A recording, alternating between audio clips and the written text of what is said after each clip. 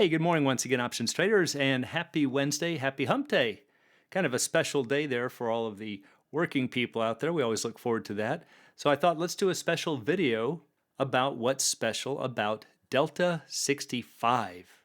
What's so unique about that? Well, it's a number that a lot of professional traders are familiar with, but most of the amateur traders might not have heard about this. It's one of the more interesting one of the crossover points that we get in options trading. Sometimes you'll hear it called a handoff point. So what's so special about Delta 65? Well, let's go find out more. As always, before we do, please be sure to click like and subscribe. It's greatly appreciated and helps so much to promote the channel. So let's start off with a bell curve. And here we have just your basic bell curve. These are standard deviation markers. This is 0, that's the center. 1 standard deviation, 2, 3, and 4, and so on. So we know that it has a certain height, and you can see here about 0.4. Now we've talked about this before in previous videos. This is where that 0.4 number comes from. So if you have a 1-year option at 20% volatility, you take 20% times 0.40. We know that option is going to trade for about $8. That's not counting for interest or dividends, but I think it comes up to be about $7.97, but it'll get you really close. But the thing to see is that it's symmetrical. Left half looks exactly like the right half, but once you move away from the center, notice how rapidly you go off these cliffs here, left and right. Now from this, we could also assume a delta curve, which is nothing more than the cumulative sum of all of the area under here. So if you just imagine maybe a shadow moving from this far left tail, moving through, hits this -2 mark, so it's just filling in that little area. Not a lot of area under the curve, so there's not a lot of delta. We come up here. Finally, we hit the halfway point. 50% of the bell curve has been filled in, so that delta is going to be about 50. And so on. And once we get way out here to the right wing, we should have 100% of the area covered. So if we were to graph that concept, we would get this. That's our delta curve. Remember, we start out here at -4, very little deltas because we had very little area filled in. As we start moving up, once we hit 0, come right up here, lines right up with a half. Keep going up, and we eventually flatten out at 1.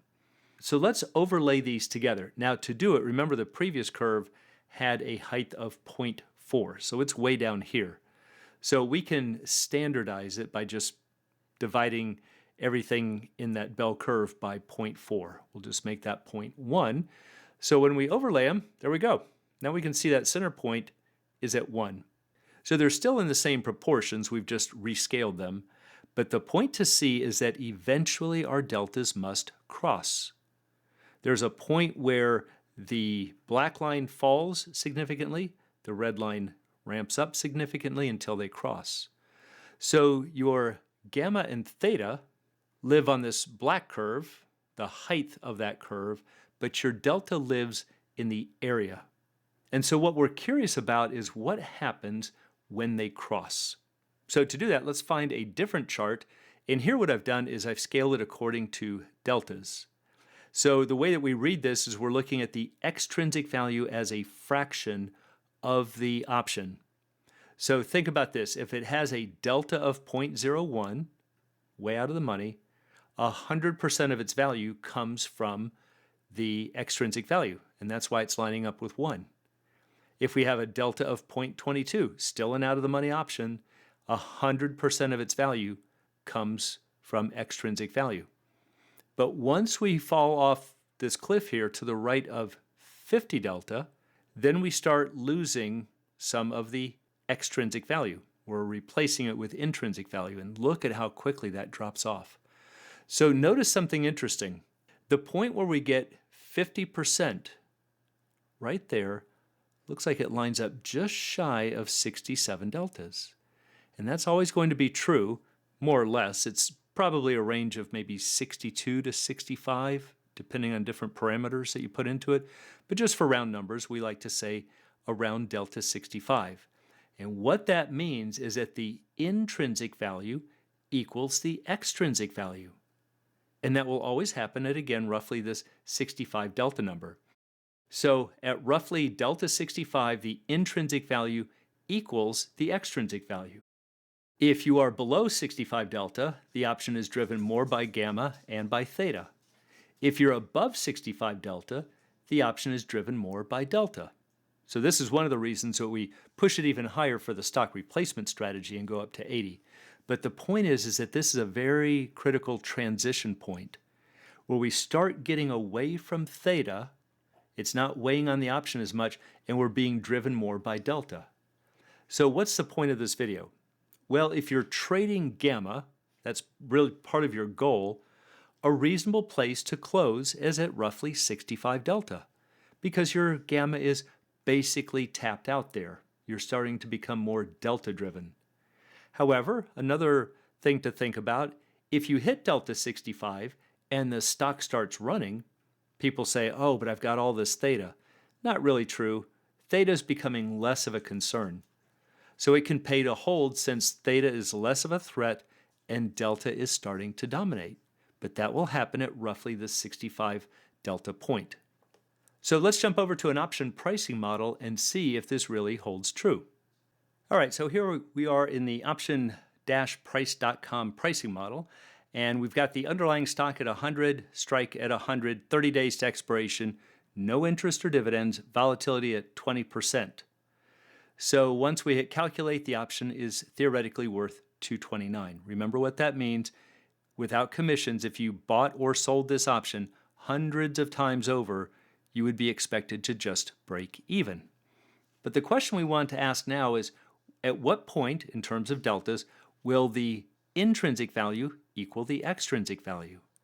So right now it's an at-the-money option, so 100% of this value is extrinsic value. So let's just poke around a little bit. Let's try a stock price of 101. It tells us that the option is worth $283. So I have a dollar's worth of intrinsic value. I've got the strike of 100. I have the right to pay 100 with the stock at 101. That's $1 worth of intrinsic value, but the option is worth $283. So there's $1.83 of extrinsic value. So we're not quite in balance yet. So we can go back and forth. We know I can't go to 102 because now that would be $2 of intrinsic, and that would now dwarf the $1.83 of extrinsic. So let's try 101.60, I think is where it balances. And now we have $1.60 of intrinsic value, and the option's price is $3.19.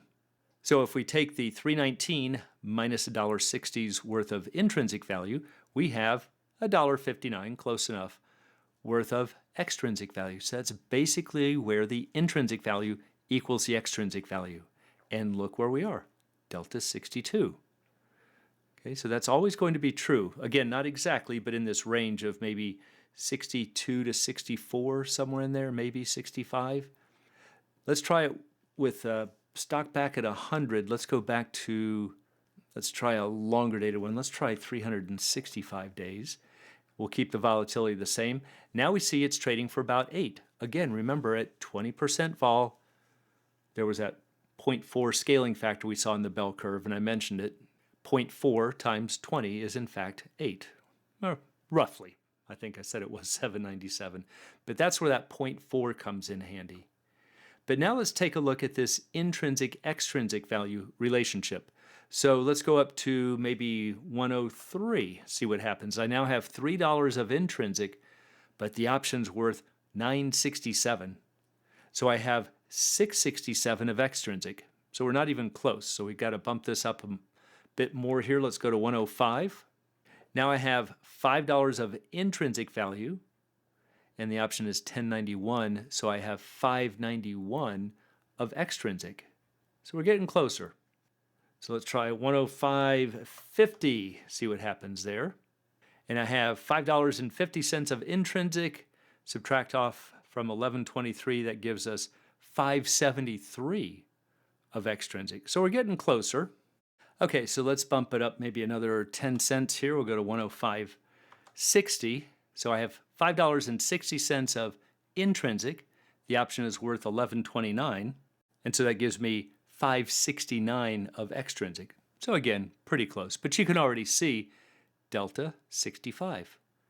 We're always hanging out right in this range. There's a very interesting mathematical reason for that. I didn't want to go into it in the video, but I think what's important for the traders out there, again, if you are a gamma trader and you're trying to play this gamma curve, what's a reasonably good time to exit? Well, probably around delta 65. You're, for the most part, getting tapped out of gamma. You're starting to become more delta driven, less theta driven. So that's a good landmark right there. Conversely, if you want to be more of a directional trader, or again, maybe your option is finally starting to pick up some steam and you're at delta 65, don't fear theta. Theta is starting to become less and less of a concern, and now your deltas are becoming a stronger factor of that option's price. So just keep that in mind. As a rough number, 65 delta is where your intrinsic value equals your extrinsic value. It can be an important dividing line for many decisions in options. And for anyone who'd like to learn more about the art and science of options trading, please check out the Alpha Trader course, Strategy Lab, and a candlesticks and technical analysis course. You can find it all at optionsatoz.com. Also, please join us on Options A to Z's Facebook trading group, and you can find a link in the description below.